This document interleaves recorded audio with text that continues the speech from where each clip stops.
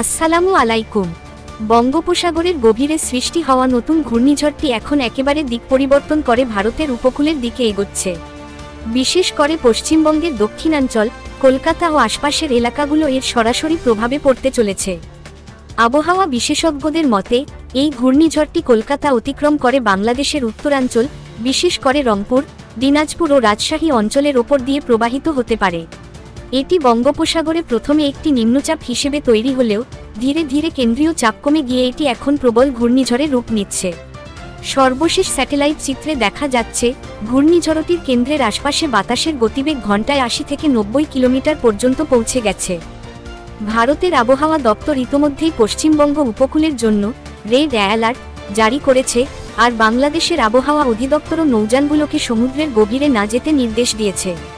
ঘূর্ণিঝড়টি যখন কলকাতার কাছাকাছি আসবে, তখন শহর জুড়ে প্রচণ্ড বাতাসের সঙ্গে ভারী থেকে অতি ভারী বৃষ্টিপাত শুরু হবে।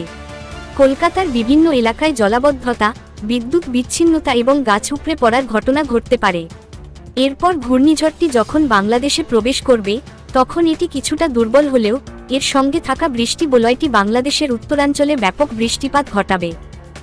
রংপুর, দিনাজপুর, ঠাকুরগাঁও, পঞ্চগড়, নীলফামারী, লালমনিরহাট ও গাইবান্ধায় ভারী বর্ষণের পূর্বাভাস রয়েছে। কিছু এলাকায় ২৪ ঘন্টায় ৮০ থেকে ১০০ মিলিমিটার পর্যন্ত বৃষ্টি হতে পারে। এর ফলে নদীর পানি হঠাৎ বেড়ে যেতে পারে এবং নিচু এলাকাগুলোতে জলাবদ্ধতা দেখা দিতে পারে।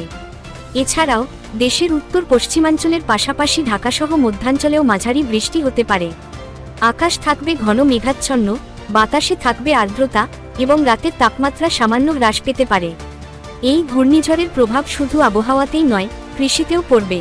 উত্তরাঞ্চলের কৃষকরা এখন শীতকালীন ফসলের প্রস্তুতি নিচ্ছেন। এই অতিরিক্ত বৃষ্টির কারণে জমি প্লাবিত হলে তাদের ক্ষতি হতে পারে। তাই এখনই ফসলের নিরাপত্তা নিশ্চিত করার পরামর্শ দিচ্ছেন বিশেষজ্ঞরা। তবে এই ঘূর্ণিঝড়ের আরেকটি ইতিবাচক দিকও আছে, এটি বর্ষার পর জমে থাকা অতিরিক্ত গরমকে বিদায় জানাবে। অর্থাৎ ঘূর্ণিঝড়ের পরই দেশের অনেক স্থানে হালকা ঠান্ডা অনুভূত হবে, যা শীতের আগমনের প্রাথমিক বার্তা হতে পারে। দর্শকবৃন্দ, এখনই নিচে কমেন্ট করে জানিয়ে দিন আপনারা কোন জেলা থেকে এই ভিডিওটি দেখছেন, আর আপনাদের এলাকায় আকাশের অবস্থা কেমন। ভিডিওটি যদি তথ্যবহুল মনে হয়, তাহলে দয়া করে একটি লাইক দিন, আপনার বন্ধুদের সঙ্গে শেয়ার করুন, আর প্রতিদিনের সর্বশেষ আবহাওয়ার আপডেট পেতে চ্যানেলটি সাবস্ক্রাইব করে রাখুন। সতর্ক থাকুন, নিরাপদে থাকুন, আর প্রতিদিন দেখুন বাংলা আবহাওয়া আপডেট, আপনাদের পাশে আবহাওয়ার প্রতিটি মুহূর্তে।